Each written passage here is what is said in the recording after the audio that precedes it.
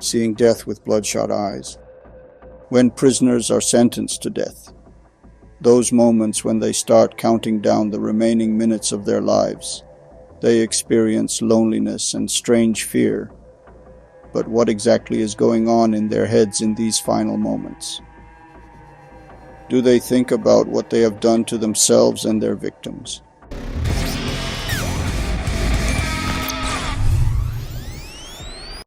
Or are they looking for a miracle in the last moments of their lives with false hope? In this episode of our channel, we discuss the last hours before the execution of sex offenders sentenced to death. The first defendant, whom we intend to introduce, is one of the most famous and notorious serial killers in the 20th century. He was convicted of murder, rape, and theft from his victims. 8 brutally raped and killed more than 30 women. He did not limit his brutal act only to his city of residence, and he took victims in many American cities such as Washington, Oregon, Colorado, Utah, and Florida. After the arrest of this serial killer in 1979, he was summoned to 2 separate courts for the murder of 2 girls.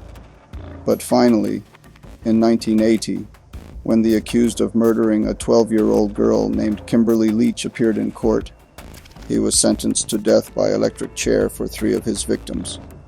But the remarkable thing was that during these years, no one knew what happened. In fact, he had not done it, and everyone thought that he was only the cause of the death of 3 young girls. But the most shocking and disturbing thing was that after several requests for reconsideration of the death sentence and its rejection by the judge, Bundy began to make a horrifying confession.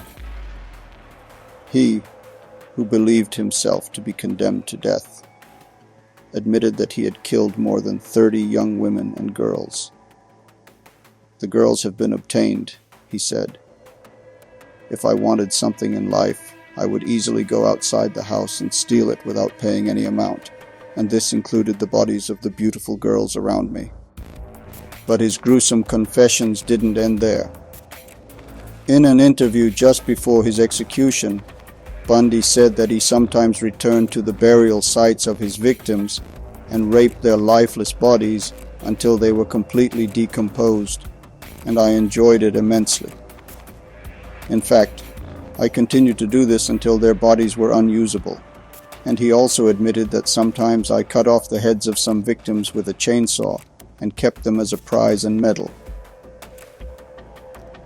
On the day of the execution, the accused Bundy did not ask for anything as the last meal and preferred the daily food of the prison, which was some meat, eggs, coffee and toast, which of course he could not eat because of great fear and anxiety. What caused Bundy's suffering was hearing the news from the prison guards that hundreds of people camped in front of the prison and were happily waiting for his death. He could even hear their joy and shouts behind the prison bars. But Bundy, who was now faced with his fate, only asked for 2 phone calls, one of which was to his mother, to say that he loves all his family and friends from the bottom of his heart. And these were the last words of this serial killer before the execution of the sentence.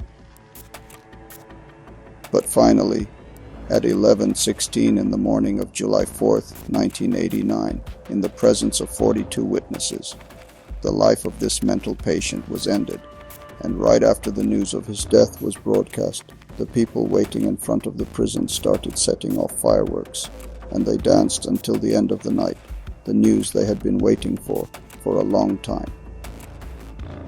Finally, at the defendant's request, his body was cremated after an autopsy, and his ashes were placed on a mountain in Washington, where most of his victims were buried.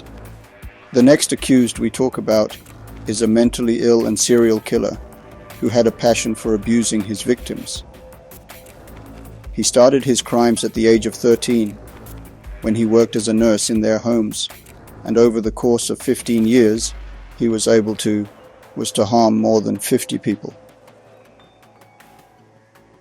But finally in 1989, when he was trying to kidnap someone in front of the Tater Hall, he was arrested by the police. which led to a terrible and unbelievable confession from him. During the court investigation, and according to the confession of the accused Al-Nadad, it was found that he was responsible for the murder of 3 innocent people in Vancouver, Canada, which made the police go to his place of residence and start a deeper investigation to discover the facts. But right at the beginning of entering Al-Nadad's house, something shocking and very painful happened in front of the officer's eyes. Al-Nadad's house was full of photos of the victims who were harmed by him.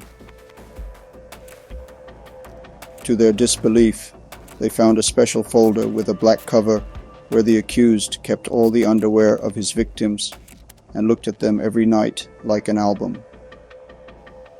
But then the worst and most disturbing part of the story was Ellen's diary, in which she wrote down all her relationships with these innocent victims like a movie, and in full detail. But finally, in the year 1999, this mental patient was sentenced to death in the court on the charge of 3 intentional murders and torture.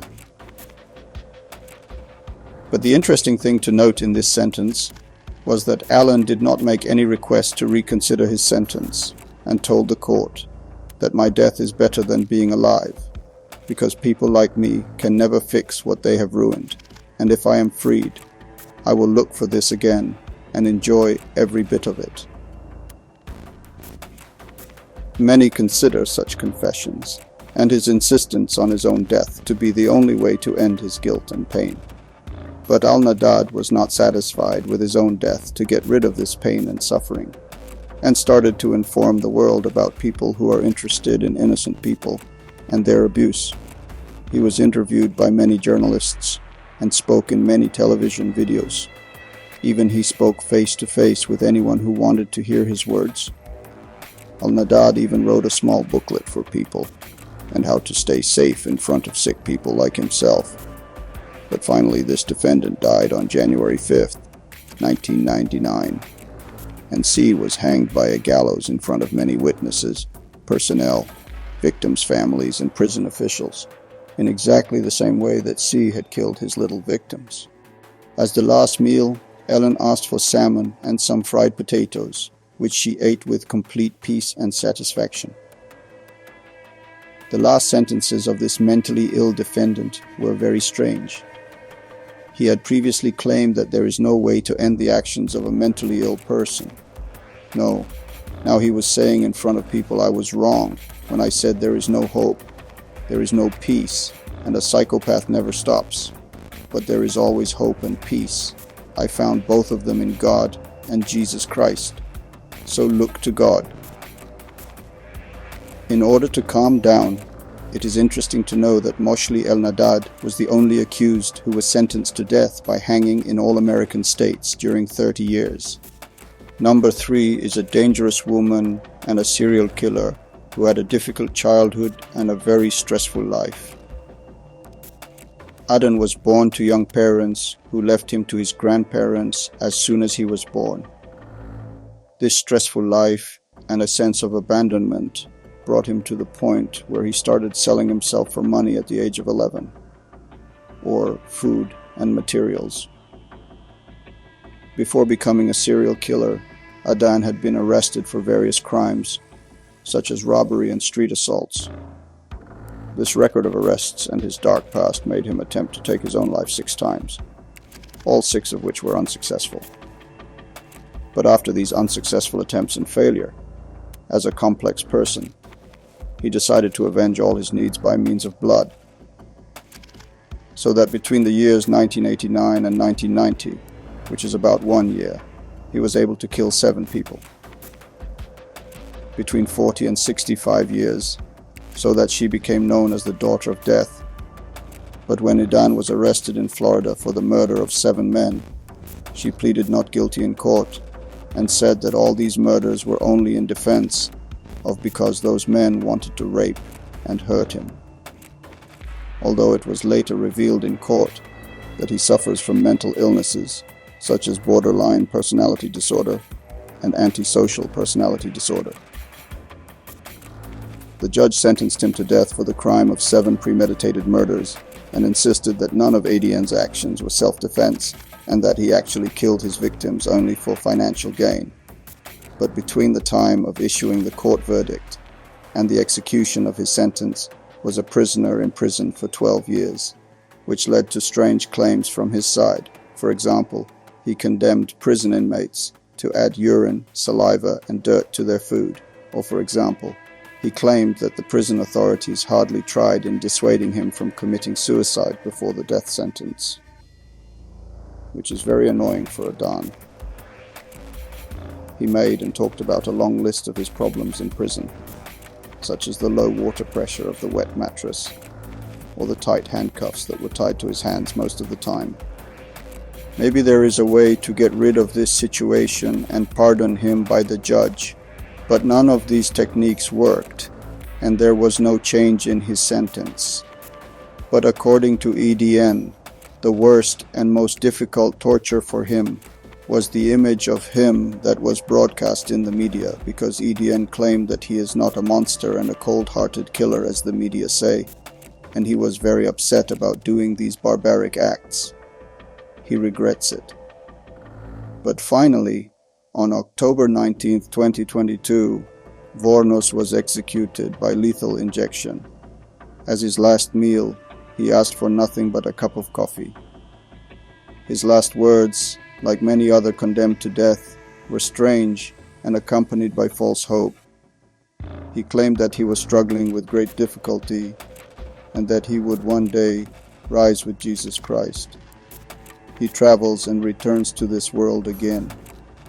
It is interesting to know that ADN was the second woman who was announced in Florida after the passing of the death and execution law for murderers, Barry in Michigan, USA. The next defendant, whom we are going to introduce, also suffered a lot of trauma in his childhood. His father, who was an alcoholic, constantly abused his mother and sisters physically and mentally. When Giese entered adolescence, problems arose. He had a lot to understand about his sexuality. He was always mentally attracted to men, but because of the society he lived in, he was forced to keep this feeling a secret, so that he was forced to marry a woman who had no interest in him. After his marriage, he moved to another city with his wife, and through his wife's family, he became the manager of 3 restaurants that were passed to his wife. Giese's life was strangely going well until the year 1968, and he had everything until the day he was arrested for raping 2 young boys and complaining about them, which was the beginning of an evil path in the future.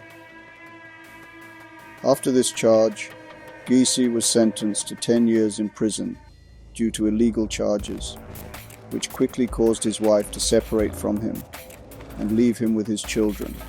But strangely, after going to prison, he became a prisoner.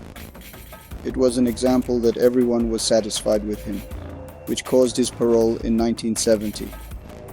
As soon as he was released, he returned to Chicago, where he was born, to start a new life.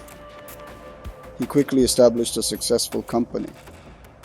He remarried and went to church regularly and became a religious man.